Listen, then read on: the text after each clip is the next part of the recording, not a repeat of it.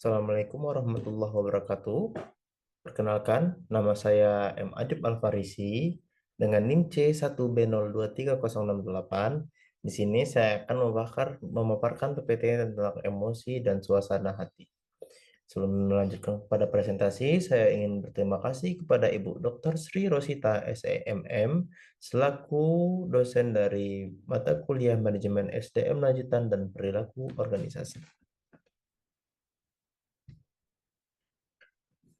Dalam analisis perilaku organisasi, pemahaman fundamental harus membedakan afek sebagai payung determinologi yang menaungi emosi dan suasana hati. Emosi didefinisikan sebagai reaksi intens berdurasi singkat terhadap stimulus spesifik yang memicu tindakan impulsif.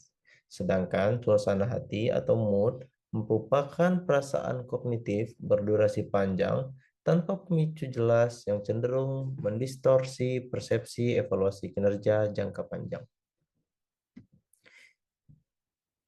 Adapun dinamika kerja emosional dan disonasi, yaitu konsep kerja emosional atau emotional labor, mewajibkan karyawan menampilkan ekspresi sesuai standar organisasi yang seringkali bertentangan dengan perasaan internal, sehingga menciptakan disonasi emosional.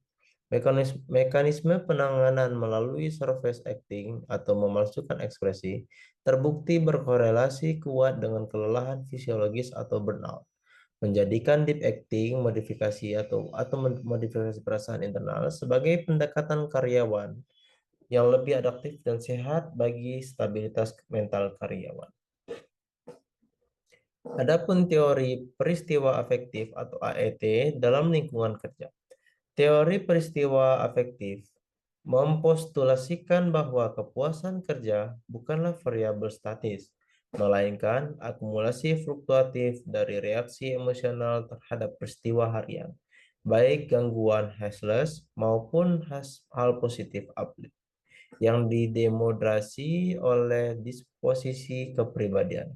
Implikasi manajerial teori ini menegaskan bahwa episode emosi sesaat memiliki daya prediksi yang lebih akurat terhadap perilaku kewargaan atau OCD dan kinerja dibandingkan sekadar evaluasi kepuasan kerja rata-rata. Adapun urgensi kecerdasan emosional atau EI dalam kepemimpinan. Kecerdasan emosional berfungsi sebagai instrumen strategis untuk mendeteksi dan mengelola informasi emosional melalui 5 dimensi utama, yaitu kesadaran diri, manajemen diri, motivasi, empati, dan keterampilan sosial.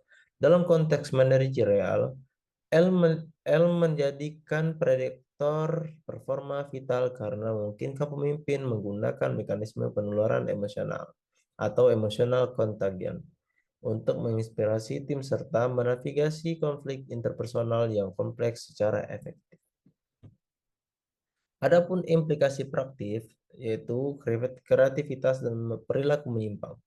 Kondisi afektif berpengaruh signifikan pada output organisasional, di mana suasana hati positif aktif yang tinggi secara empiris meningkatkan fleksibilitas kognitif yang esensial bagi inovasi dan pemecahan masalah kreatif. Sebaliknya, emosi negatif yang tidak tersalurkan secara konstruktif berpotensi bermuara pada perilaku kerja menyimpang atau workplace deviant behavior seperti sabotase aset atau agresi verbal yang dipicu oleh persepsi ketidakadilan di tempat kerja. Terima kasih, saya yang dapat saya sampaikan. Assalamualaikum warahmatullahi wabarakatuh.